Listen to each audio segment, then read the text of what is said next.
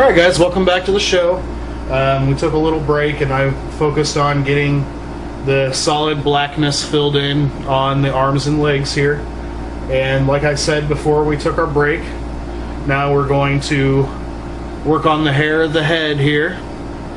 So I don't know if you remember, but whenever I was giving my brief explanation, I told you that we might as well call him Raver Faker because he's going to have some pretty gnarly green hair here.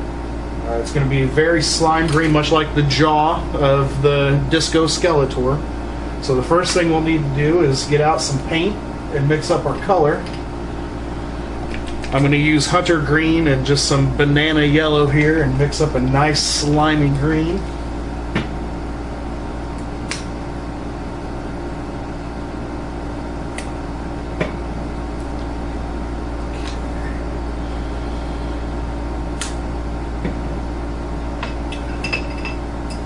This color, it's probably good to go a little on the heavy side whenever it comes to that yellow, because you want it to have that nice Slimer green.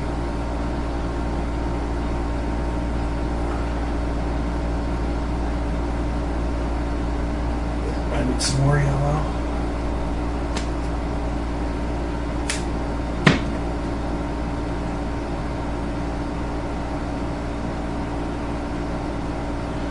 Really get it good and mixed up. You don't want to have any uneven tones come out of your paint whenever you're applying it to your figure.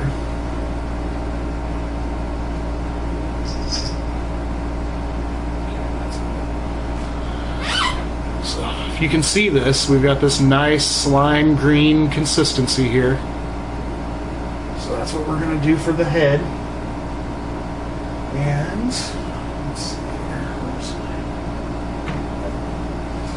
Now for the base tone for the head, I'm actually going to use a complementary color. I'm going to do a base tone of red on the underneath. That way whenever we dry brush the slime green over the top of the hair, it'll actually bring out that green like it's highlights, and it'll look really cool.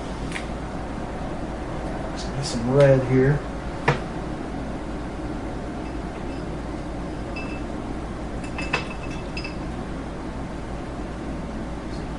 Clean out this brush.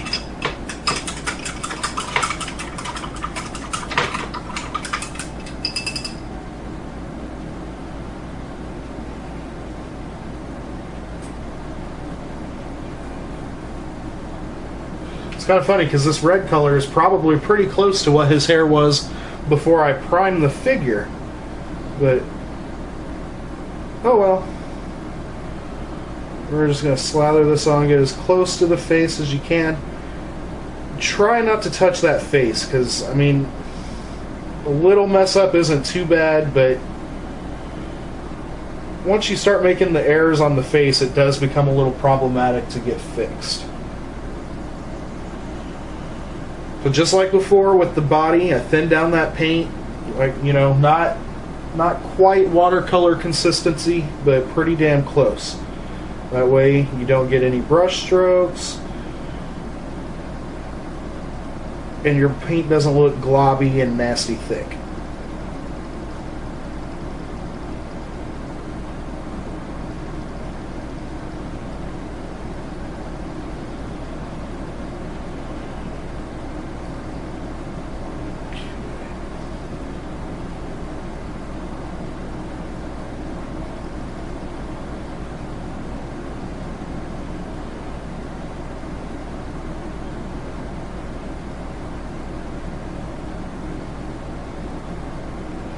Ordinarily, I probably would have saved this piece for last, or anyway until towards the end, because it's one of the finer detail pieces. I like to do those at the end, the more tedious things. That way I don't get frustrated in the project really soon, and it makes me want to put it away for a while. I like to do the things that are quick and fun first. That way it doesn't wane my anticipation for doing the later stuff.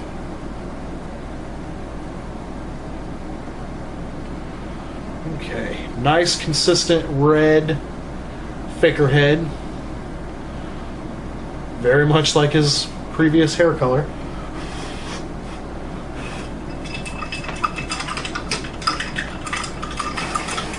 Give it a little blow here. Ordinarily, I'd probably have a blow dryer out, just kind of blow drying this down, but I didn't think ahead, and I don't want to make the noise or make the mess I'm pulling out the blow dryer right now, so I'm just going to give it kind of a blow. Blow on that head right there.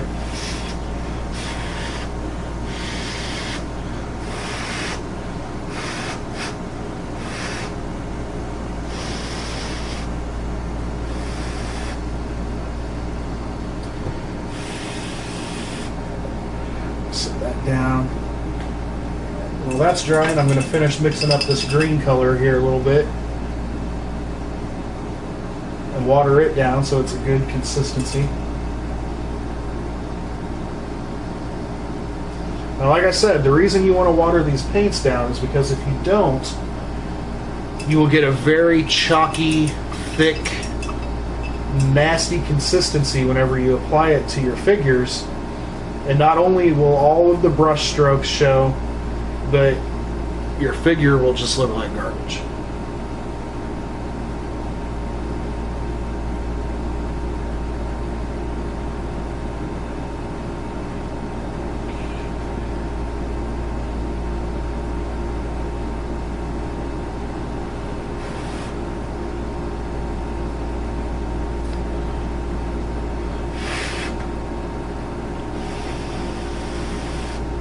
It's almost dry.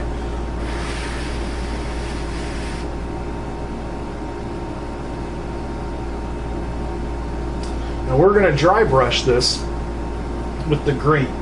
And what that is, if you don't know, is you basically get the paint on your brush, you just get a very sparing amount of paint, and then you lightly brush against the texture of your figure to apply that paint to the highest points of the sculpt. So you just want to kind of drag it over the tops of the strands here, and if you notice as you're doing it, the highest points will start to turn slime green. Ah, it's crazy.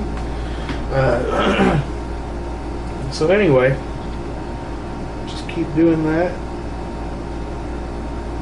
and remember to keep your pressure real light, because the harder you push, the more your bristles are going to go in those cracks and grooves and little crevices and fill in your red undertone, and you don't want that. You want them to basically bring out the contrast of this green so you can really see the detail in the Four Horsemen sculpt.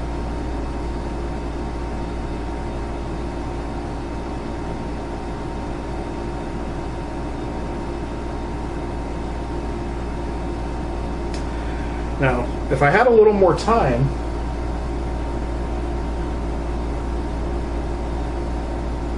and wasn't trying to get this done for Doug, I would honestly probably heat this head up and pull this hair off and sculpt completely new hair for this figure, just so you can kind of offset Faker from He-Man a little bit more.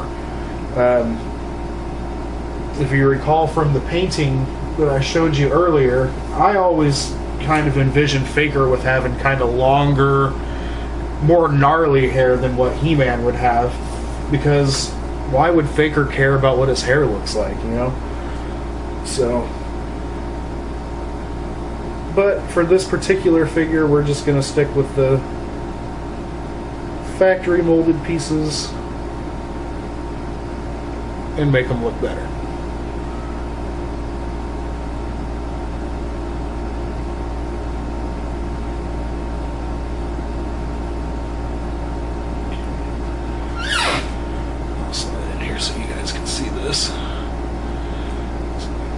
Backside here where there's next to no paint, and then as we come around to the front, you can kind of see how that slime green is starting to pop out the sides. So.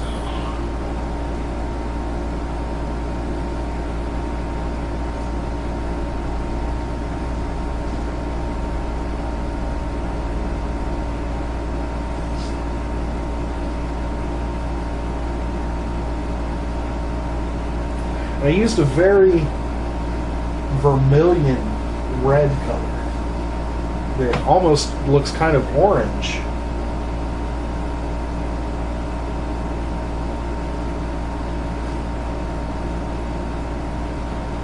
And it's starting to really pop out on this green.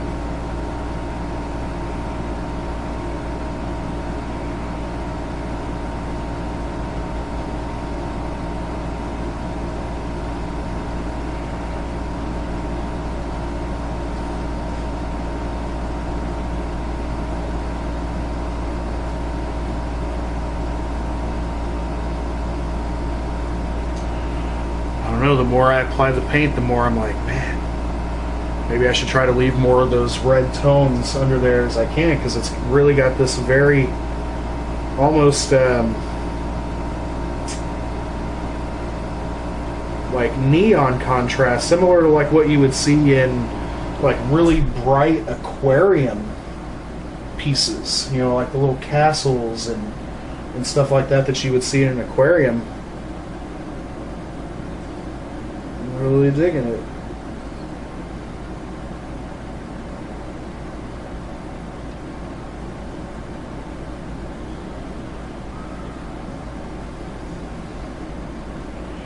Now thankfully, whenever I went to prime these pieces, I did not have the problems with the head taking the texture that the rest of the body took whenever I primed the figure.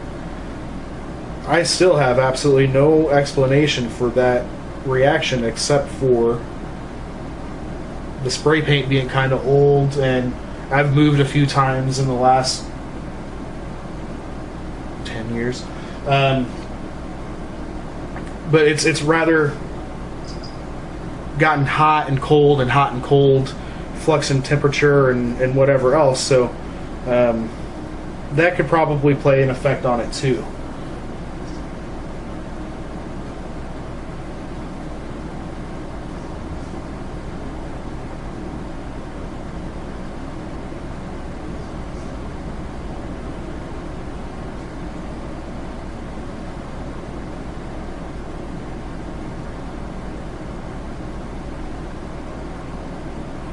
In a way, I almost wish that the New Adventures He-Man would be out already, so I could maybe lift a helmet from one and paint a nice gold helmet for this Faker figure to wear, assuming that the New Adventures head will come with a removable helmet, and that the helmet would fit any and all He-Man characters.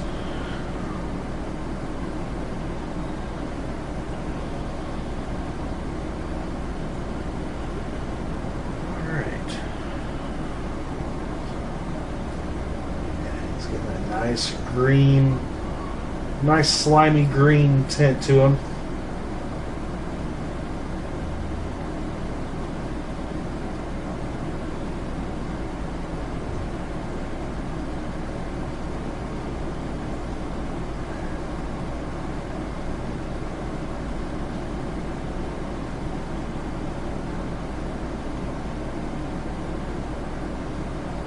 All right.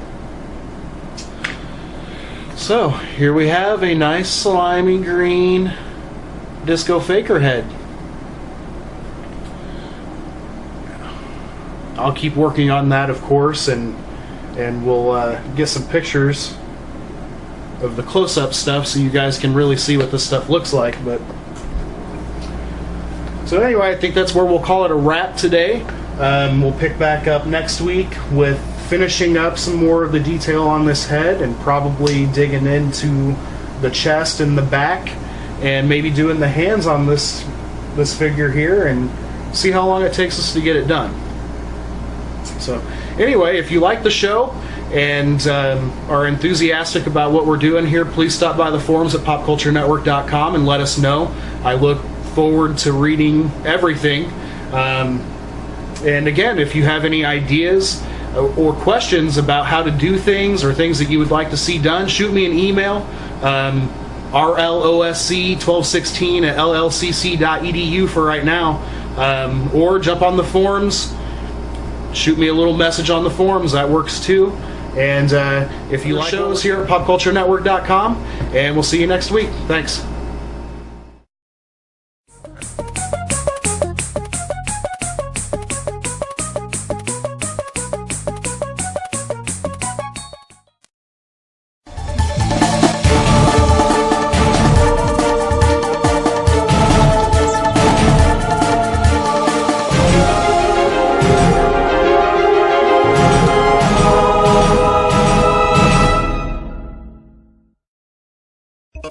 Thank you.